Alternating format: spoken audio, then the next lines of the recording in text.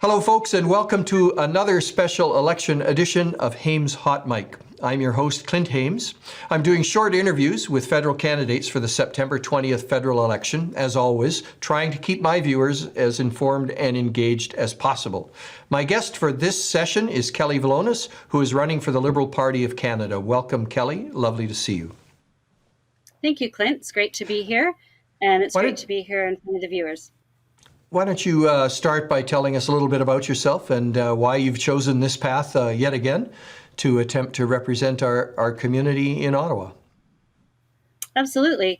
Well, currently I'm the Executive Director for the Chilliwack and District Seniors Resource Society, a role that I take very seriously. I consider myself a champion for seniors. Prior to that, I worked for at-risk youth with the Greater Vancouver YMCA here in Chilliwack for 10 years. My community has always been of the utmost importance to me. I love where I live. I've lived in Chilliwack for over 45 years. I went to school here, raised my kids here, and I call it my home. For me, I see a need, and if you see a need, you jump in and you help out. I've worked in various levels with lots of organizations, different levels of government. And one of the things I love best about this community is that people like to get involved, they like to work together, and they like to get results done. And that's what I think I can bring to this role as MP. I'm results oriented. I work well with people. I can get people together around the table. I can organize and plan. I have fiscal responsibility. And I really believe that our community has changed, diversity and grown. And we need a leader that sees that embraces that, respects that, and wants to be the voice for all that live in Chilliwack-Hope. And I believe that person is me. Well, let me ask you this question. Why are you doing it under the Liberal banner as opposed to one of the other banners? I truly believe that the Liberal Party has the best policies and the best plan to keep Canada on track. I've seen what they've done for us through this pandemic. I can't imagine anyone doing a better job than what the Liberal Party has done. I've seen prior to that what they've done for housing in Chilliwack, across the country. Their platform for the environment just resonates with me. They have a real plan. Have we done enough? Absolutely not. We have a lot more work to do. But I believe running as a Liberal will put me in the best position in Ottawa to be heard, to work with fellow MPs, hopefully have a majority government where we can make sure that the things that Chilliwack-Hope need are getting addressed. Kelly, I want to compliment the Liberal Party on likely the most comprehensive costing of a platform. And I've gone through all of the various parties and how they've costed things out. The Liberal parties is pretty extensive. That's a double-edged sword because it's specific enough that it opens itself up for questions and criticism, and if it's more general, it's harder to do that.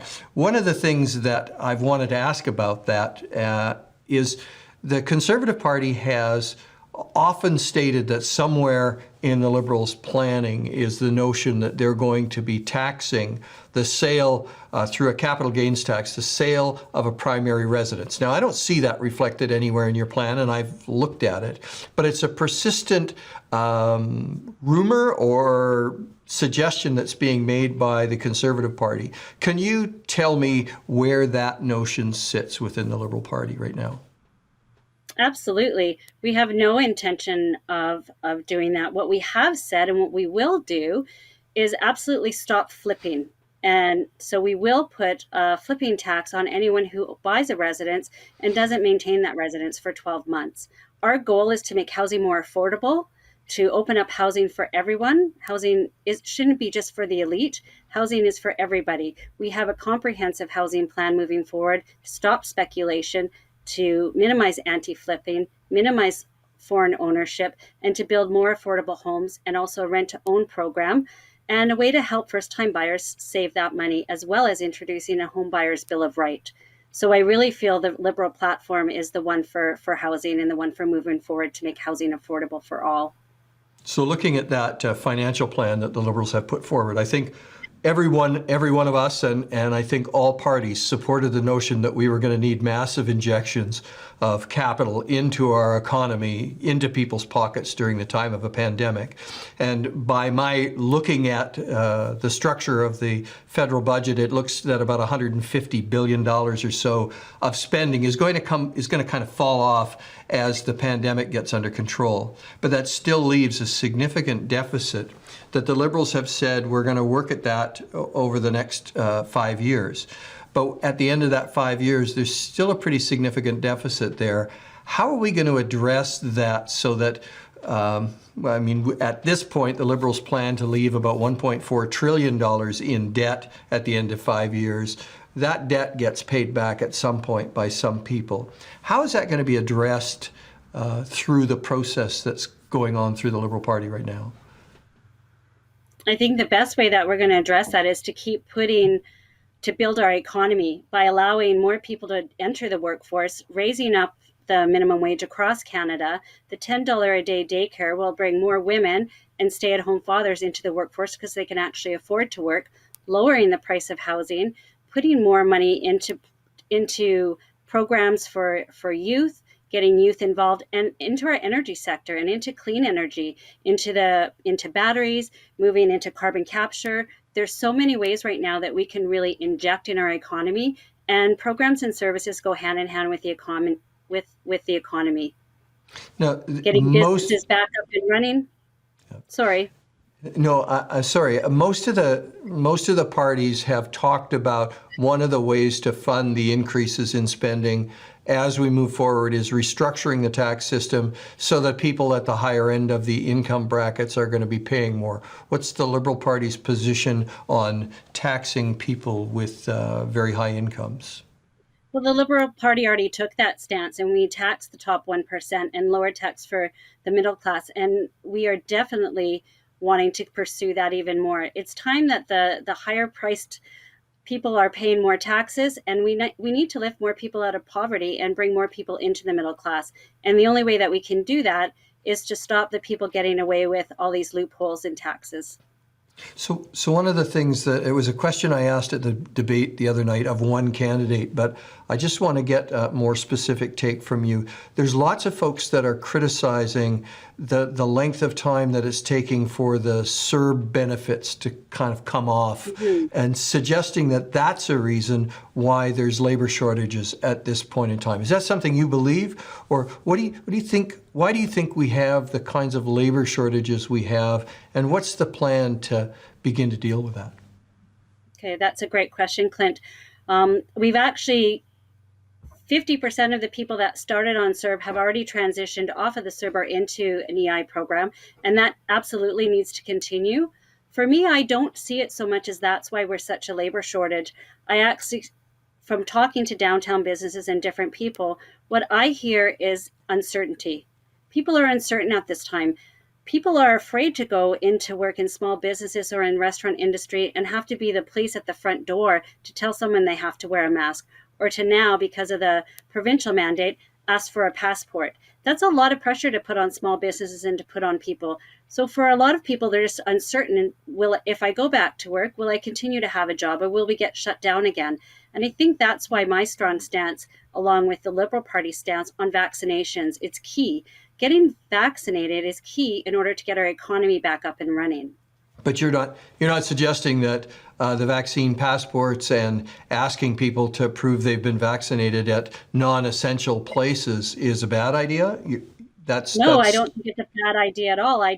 What I believe, though, is that we've seen in our own community here where we have people marching down the street. We have people interrupting healthcare services. So people are being bombarded and are fearful. So we need to have an aligned front of leaders that say this is what's best for our country and this is how we can move forward. And I believe that we need to lift the minimum wage. So I was just going to ask about the wage levels. Raising the minimum wage seems to be a barrier. Current minimum wage seems to be a barrier. People are saying it's not worth it for me to go to work when it's that level. What's the plan? Now, minimum wage is a provincial responsibility by and large. What's the position of the Liberal Party on a federal minimum wage? the position of the Liberal Party is to absolutely work with all the provinces and territories to come up with a standard level of minimum wage across Canada. It's very important that we lift people out of poverty and up into the middle class. I agree with you. A lot of people are saying, why would I go to work when I can make more either on CERB or on employment insurance? So by phasing out the CERB and raising up the minimum wage and working with our employers with incentives to help them hire more staff is the best way that we can move forward. Kelly, how do we get from where we are now, which is we're so close to having lots and lots of people vaccinated, but we seem to have about a 20%. We've hit the wall around 84% in the country. How do we move forward to deal with that last 20%? Because my fear is that we do now have a pandemic of the unvaccinated, and it's that 20% that are going to get sick, that are going to put stress on our healthcare system, that are going to we're going to lose people because of that, and it just appealing to common sense doesn't seem to have worked. Where are we going to have to go, do you think, to get over that last hurdle? And Clint, I share that fear with you as well, and especially for the children under 12 that can't get vaccinated. It's up to the rest of us to ensure that their safety. I don't have all the answers as to how we get that 20%. I think we just need to keep showing the science, keep making it easier and more accessible. I think what the British Columbia, what the health units have done around here is fantastic. Pop-up clinics, allowing people to access it, mobile vaccine clinics, and just continuing to get the word out and continuing to engage with people and listen to their concerns and listen to their questions and have those thoughtful conversations with them so that we can perhaps alleviate some of those fears and show them the benefits of vaccines.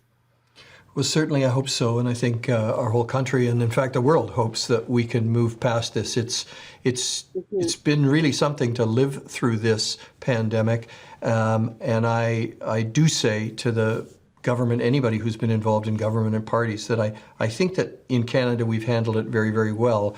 We're being pushed up against the wall now as that sort of perfect storm of variants that are very transmissible, and vaccinations are coming head to head now, and it's a way we can kind of move forward.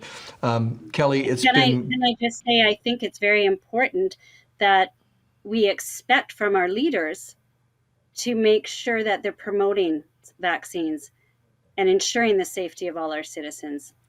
As someone who's asking for people to vote for me, it is absolutely my job to be held to that level of accountability.